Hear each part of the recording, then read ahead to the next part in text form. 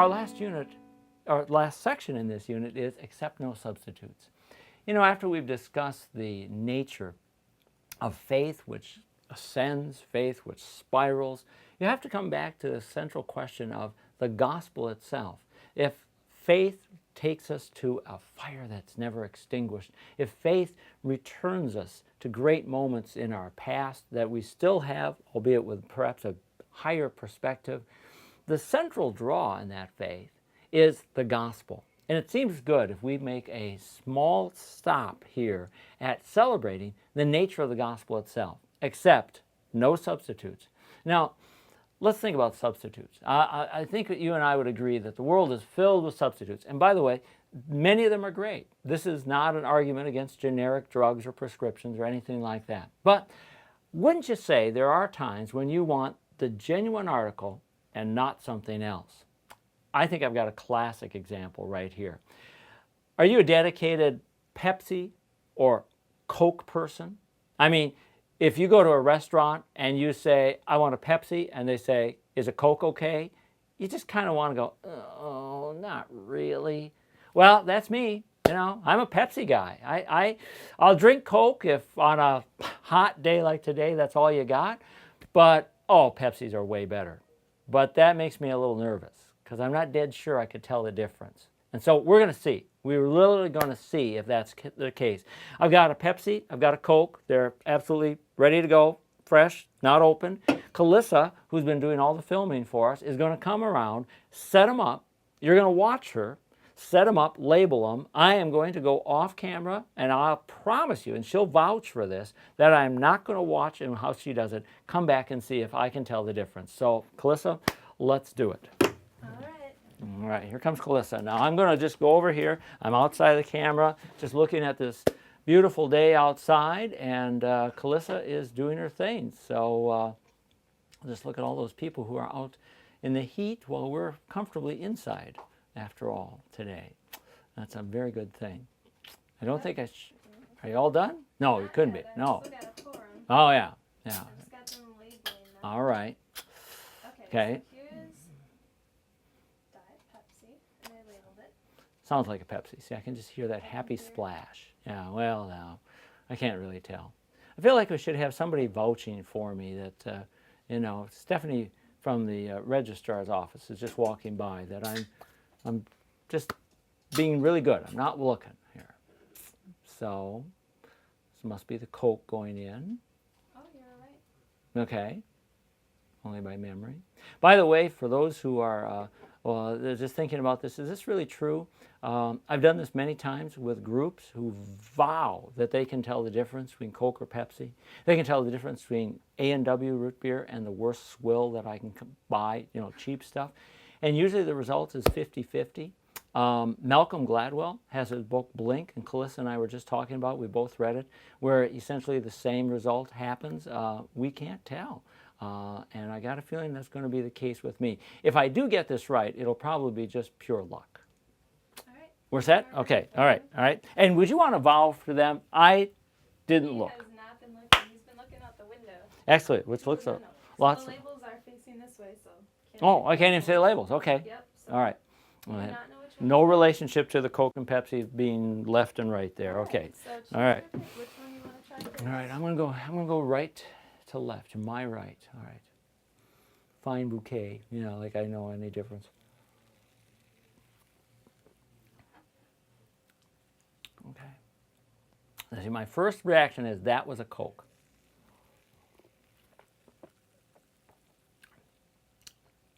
Yep, I'm going to go with first reaction. Malcolm Gladwell, Blink. This is a Pepsi, that's a Coke. Am I right? You have to look at the labels. Oh. Ah!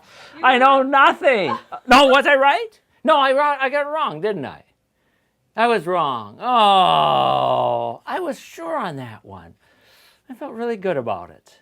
Oh, doggone it. Well, so much, what do I know? I don't know. And I just finished off a Pepsi to boot. Well, all right. You're laughing, perhaps. You're shaking your head. I dare you to prove that you would be any better. That's the challenge for us.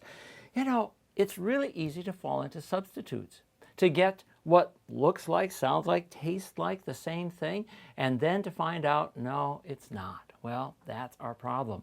So think of that formula that so often is happening.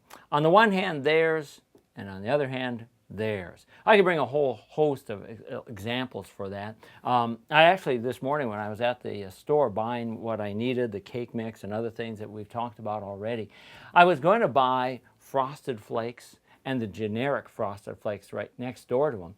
And while our family would scarf down the regular, real Frosted Flakes, the other ones that were $2 cheaper, they would never get touched in our family. And if you had put those in a bag, nobody would have touched them. You could fill the bag with the original Frosted Flakes, and simply because they're in a bag, trust me, our family would never touch them. There's Frosted Flakes, and then there's real Frosted Flakes, or either way that you want to go. And I'm sure that you could go on with those same kind of examples. Let's do that with the gospel now, and that's where it really matters. Remember Paul's beginning of all this idea in Galatians? He had been talking to the Galatians about the genuine gospel versus imitations. He had said to them in chapter 1, verse 6 and following, I'm astonished that you are so quickly deserting him who called you by the grace of Christ, and that you are turning to a different gospel. Not that there is another one, but there are some who trouble you and want to distort the gospel of Christ. Paul makes it very clear, let there be no substitutes. So what makes the original gospel that we're going to teach? Why do we make such an effort to teach the distinctive, genuine gospel? In fact, why do we have to make such a work at it? Well, number one, because the gospel has an original idea. Think about it. Most great inventions come about because somebody thought of something that nobody else saw. They weren't satisfied with the way things were. Now, you and I later, once that invention is out, well, we say, of course, it makes perfect sense. And why didn't I think of that? I wouldn't be doing the job I had if I had that idea and everything that went with it. It begins with an original idea, a different direction. Paul has that. Galatians 4:4. In the fullness of time, God sent forth his Son, born of a woman, born under the law, to redeem those who are under the law. The directional difference is the key. Rather than us ascending to God, God came and was born of us. He was born of a woman, and where? Born under the law, to redeem us. It's that downward direction. That's the hallmark of Lutheran thought. That's the center of the gospel. That's the original idea, with the incarnation of God in our flesh. Start with that idea, and you're on the way to originality. Second point is the extreme cost. You know, most of us agree, wouldn't we, that the originals cost more than the substitutes? Generic drugs just don't cost as much. In fact, how could they? You wouldn't bother if you could get the original. Originals cost more. All right. Well, what's the original's cost? Well, there's a cost, that's for sure. The extreme cost is Galatians 3:13. The cost is Jesus' death. 3:13, excuse me, as I just turned that, says, Christ redeemed us from the curse of the law by becoming a curse for us. For it is written, cursed is everyone who's hanged on a tree. See, here's the oddity of this original gospel's idea. Normally, you and I pay the extra cost of an original idea, but not God. Once he takes on human flesh and puts himself under the law, his cost is borne by himself. He never passes it on to us. Isn't that amazing? The original cost of death, a cursed death no less, on the cross, he puts entirely on himself. That's an original idea. That gets us to the third point, power. See, you can have an original idea, and you can charge a great deal for it, but you know, in the bottom line, it better work. Because if all it is a novel thought and a lot of money, but nothing different, and nothing helps, nothing changes, you'll be out of business pretty soon. Let me give you an example. Snap-on screwdrivers. I grew up on a farm, and I grew up on a farm where we used pretty ordinary tools. Craftsman was kind of the standard of tools. We would have occasionally tool companies like Matco or Snap-on drive by and offer Dad tools. My dad knew tools. He was a mechanic. But he never bought Snap-ons because they were so expensive. And he said, yeah, they're fine, but we'll get along with Craftsman. And that's the attitude I had. Until I got a set of Snap-on screwdrivers. I didn't pay for them. I won them in a race. And I just brought them home and I thought, well, that's nice, but there's no difference. They're the same as anything else. I don't know why these guys get so much money for them. You know what? Here's the good news. They're different. I'm no metallurgist. I don't know how they're engineered differently, but I do know that on my motorcycles especially that love Phillips screws and are held on so tight that the average screwdriver does nothing until you come at it with a snap-on. And then things happen. They're just different. They cost a lot, but they work. Isn't that the key of the gospel? The gospel is an original idea at great cost. None of that would matter until it works, and it does work. Romans says about its power, its ability to work, and that's focused on the foundation of resurrection. Romans 1:4, he was declared to be the Son of God in power according to the Spirit of holiness by his resurrection from the dead. If you raise the dead, that's power. If you do that, you've done what nobody else has ever promised to do and no one has ever done. You do it not just for yourself, that is, raise yourself or raise your son, but through that, you raise the entire world. 1 Corinthians makes a promise that he's the firstborn of all creation. If he rose, the world is going to rise from the dead. Now that's power, distinctive, original power. The fourth step of all that is, what are you going to do about it?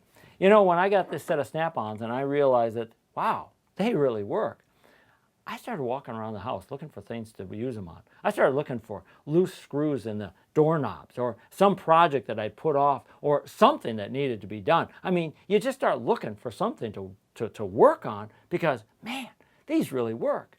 Isn't that the last step of an original idea? The original idea of the gospel changes you enough to change the way you work, to change the way you live. Paul said in Galatians 2:20, I no longer live, but Christ lives in me. The life I now live, I live by faith in the Son of God who loved me and gave himself for me. An original idea changes your life. Accept no substitutes. That's the bottom line. We're going to be teachers of the gospel, and with that gospel focus, we're going to be turning our people beyond what they know, beyond what is easily and accepted, to the gospel in all of its distinctive direction and cost and effect and its change in us. Make sure that's the centerpiece of your teaching. Take people to the gospel, no substitutes.